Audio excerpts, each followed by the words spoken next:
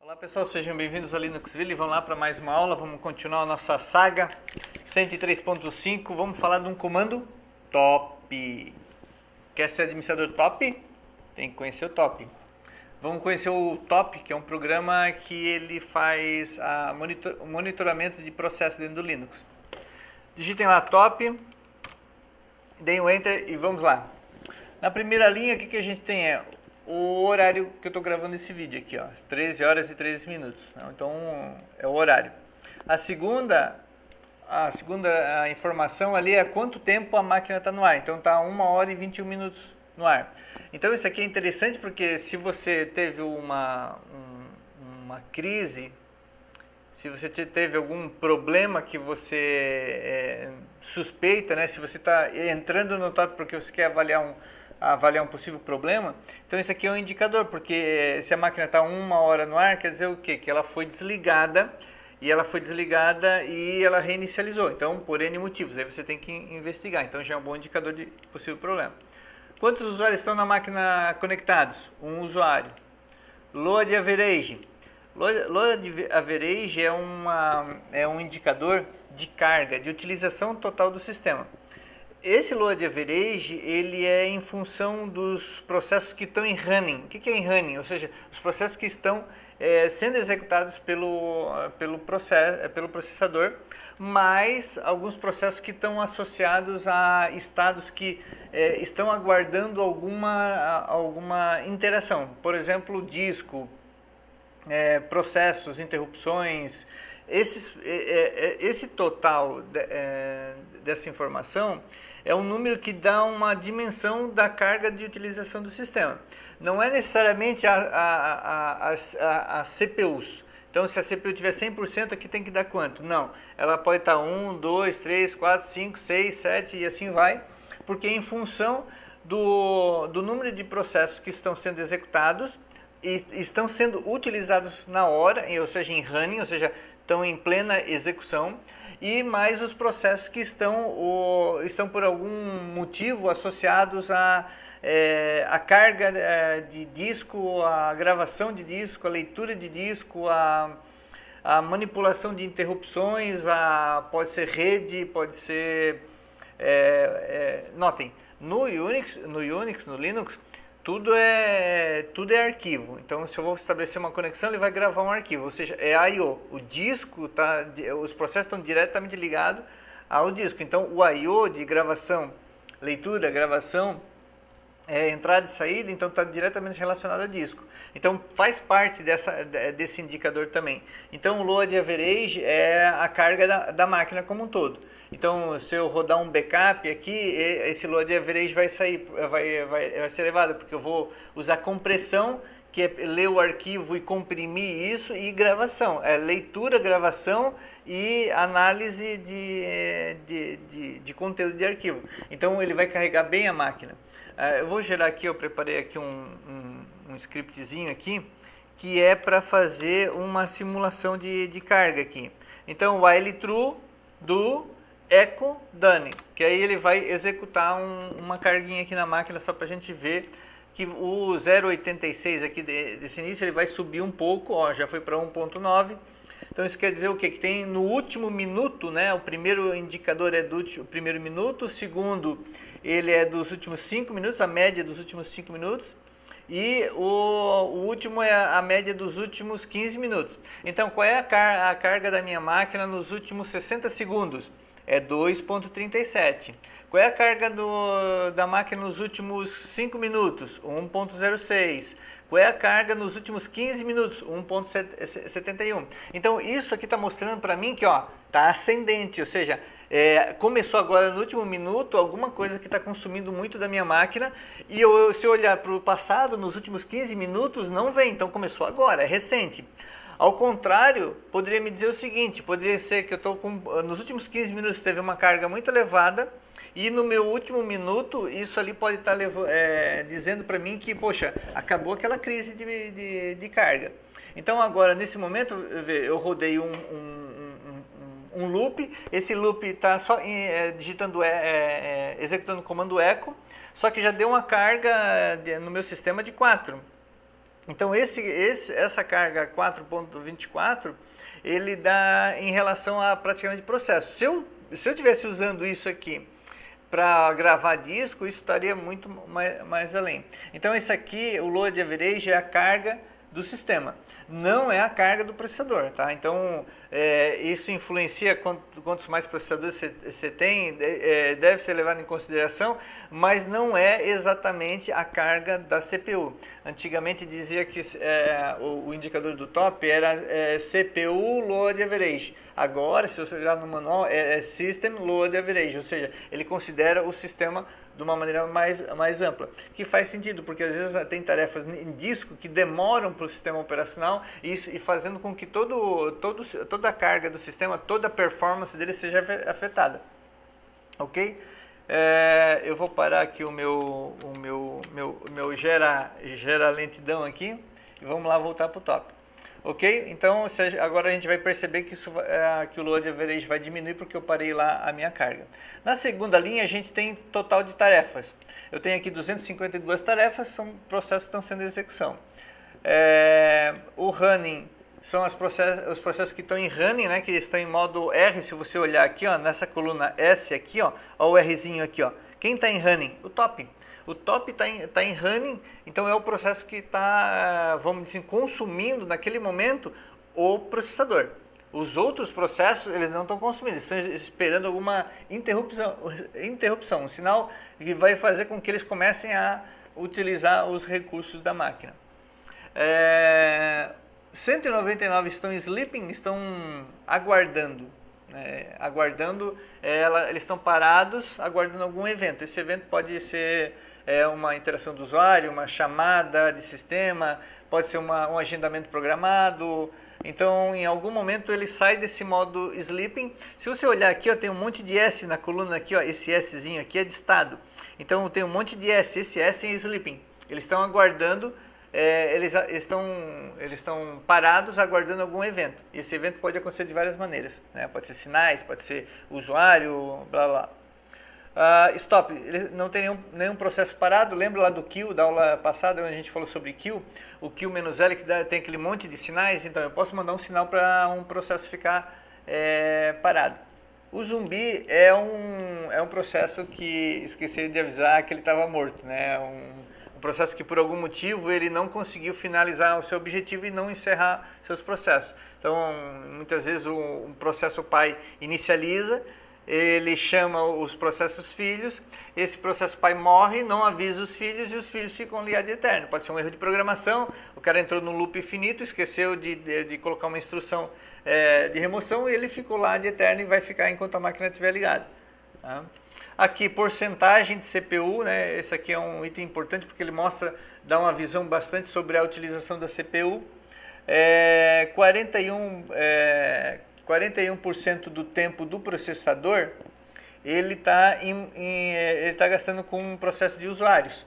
Esses processos de usuários são aqueles que são processos que são inicializados. Então, quando eu liguei a minha máquina, entrei com o meu usuário, ele criou uma série de processos. Então, agora 6% da CPU está sendo gasta com o processo do usuário. Agora já pulou para 38% e assim por diante.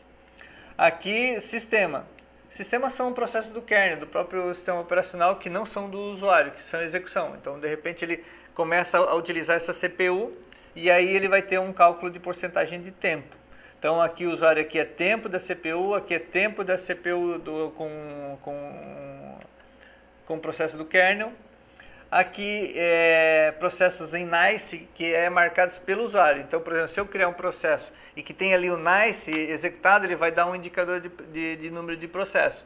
Então, aqui são processos que não são marcados com NICE, que tem um NICE padrão, 0.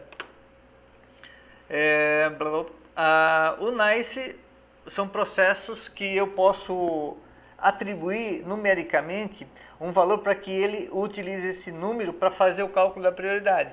Então, todo processo que é executado no sistema operacional, ele nasce com uma prioridade X. Essa prioridade pode ser alterada em função do número NICE. Então, se eu aumento o número NICE dele, automaticamente ele vai aumentar o número de prioridade do sistema operacional. Só que quem é que ganha o recurso no sistema operacional? É quem tem a prioridade mais baixa. Então, se eu tiver uma disputa por um recurso, né, 2 processos, e esse processo tiver, vamos dizer assim, a prioridade mais baixa, ele vai ganhar. Como é que eu altero a prioridade dele? Eu mudo o número nice dele. Então, se eu abaixar o número nice, ele vai entrar primeiro. Se eu aumentar o número nice, ele vai entrar depois, ele vai aguardar, porque na disputa o sistema operacional verifica qual é a prioridade do processo para a execução. Se vocês olharem aqui, tem algumas, o prioridade e o nice aqui, a gente já vai entrar nessa discussão. 54% dos processos estão em idle, né, estão descansando, né, estão tranquilinho. Aqui o WA, esse aqui, o WA, ele é o tempo aguardado, a porcentagem de tempo aguardado por processo de disco. Esse aqui é um item muito importante. Até pega uma canetinha aí que tem um vermelhinho, que nem essa minha aqui, ó, faz uma marcação na tua agenda aí. Esse cara indica um problema muito grave no sistema, que é aguardando por gravação. Então, às vezes no teu sistema tu tem que perceber que esse indicador pode dizer que o teu disco está muito lento, ou tu tem muita concorrência no disco, ou pode ser que o cache do teu disco seja pequeno. Então tem séries de situações que podem levar ao aumento do WA. WA é Waiting for I/O, ou seja, está aguardando a gravação, está aguardando a leitura, e nesse caso é quanto tempo o processador está aguardando para que processos sejam gravados em disco. Então tu vê que tudo é uma fila dentro do sistema operacional. Então, se tem processos que estão aguardando a gravação de disco, essa fila vai crescer e aí todo o sistema como um todo fica lento. Então, esse é um indicador muito, muito importante. O HI é Hardware Interrupts, são as interrupções de hardware, né? Quando quando teclo, quando eu clico, quando tem uma chamada para um hardware específico no sistema operacional, é feita uma interrupção no processador para que ele interaja. Então, eu vou apertar aqui a tecla ESC, aqui, ó. Nota que o HI ali, ó, ele está mudando lá, tá vendo? Tá passando bem rápido ali, mas o HI, ele está aqui, está mostrando que teve um excesso de interrupção de hardware. Por quê? O teclado ele é um hardware. Quando eu dei um ESC, ele fez uma interrupção porque ele queria possivelmente fazer alguma coisa. Então, essa interrupção está alta. O SI é Software Interrupt, é a mesma analogia que a gente faz para o HI. No caso do HI, é quanto realmente foi gasto. Então, 10% do processador foi gasto com interrupções. Então, nesse caso, o Software Interrupts tem a mesma função, ou seja, são interrupções que são enviadas para o processador para fazer com que ele libere recursos, que ele dê atenção, vamos dizer assim, né, dê atenção para o processo e execute. O ST é a porcentagem de tempo que o processador gastou com interações com as máquinas virtuais. Às vezes o hypervisor ele tem que atender uma máquina virtual, ele fica lá atendendo. E a outra máquina pede, ó, eu também quero. Ah, tá, mano, você quer um pouquinho. Só que aquela máquina que estava lá, ela também quer. Ou seja, quanto tempo foi perdido nessa administração desses recursos? Isso pode indicar que você precisa ter uma máquina maior, realocação dos recursos, reordenar a ordem das máquinas, para quê? Para que essa utilização fique equilibrada. Então, se você tiver muitas máquinas virtuais e tiver pouco recurso físico, esse número começa a disparar, porque você vamos dizer assim, está atendendo uma máquina virtual, o host físico está atendendo uma máquina virtual, só que a outra também está querendo. Então, poxa, quanto tempo foi perdido nessa administração aí? Então, esse é o T, eu acho que é Stalling ou Still Time, não estou lembrado. Deu um man lá no top, né? Todos esses itens aqui estão no top, né? A memória é a memória RAM, eu tenho 6 GB. Eu tenho memória livre, eu tenho 2 GB livre. Eu tenho memória usada, 2 GB também. Aqui o buffers e o cache, aqui vale uma consideração. O cache é uma área menor que o kernel usa, o buffer é uma área menor, onde o kernel usa para fazer o enfileiramento de processo para gravação de disco. Então, em vez dele ir lá no cache, do cache passar para o disco, de passar o cabeçalho, de gravar lá naquele item lá, ele manda isso para a memória e o sistema operacional pega esse buffer e encaminha o I/O para o devido local. Já o cache é a leitura do arquivo. Então, por exemplo, eu abri um arquivo de 10 MB. Esse arquivo de 10 MB fica alocado na memória. E se eu por acaso eu executar novamente eu ir buscar esse cara, vai ser muito mais rápido. Porque ele não vai lá no disco, faz todo aquele tratamento, busca aquele dado e instancia para a memória. Ele já deixa preparado e aí na segunda chamada ele vai lá. Tem muita gente que acaba resetando esse cache de memória, mas a meu ver é uma maneira errada, porque você acaba limpando praticamente todo o cache de memória e todos os processos que estavam com o seu arquivo em cache e utilizavam toda hora, tem que ler novamente o disco. Então esse na minha opinião, é um erro de você estar resetando. Até conheço pessoas que colocavam no cron tab, né, no agendador de tarefas, o reset do cache. Mas isso não é recomendável, porque senão a cada reset todo o teu sistema vai ter que ler os arquivos e subir novamente. Isso pode levar um pico de utilização e num dado momento gerar uma certa crise de performance. O swap, né? O quanto eu tenho de swap, lembrando que swap é aquela área, né, a extensão da memória RAM, né? Quando acaba a memória RAM, acabou tudo? Não. Tu tira alguma coisa da RAM, coloca para disco, sobrou aquela área da memória RAM, tu lê o arquivo que tu quer executar, coloca para a memória RAM, processa ele novamente, terminou, fecha tudo, libera ali, opa, precisou daquele arquivo, ele está lá no disco, vai lá, ele lê e assim, ó, troca memória RAM, memória swap, memória RAM, memória swap, e vai trocando. Então, o swap que eu tenho aqui, uma área de swap tem de 6 GB, eu tenho memória 6 GB, eu já usei 524 aqui está em kbytes.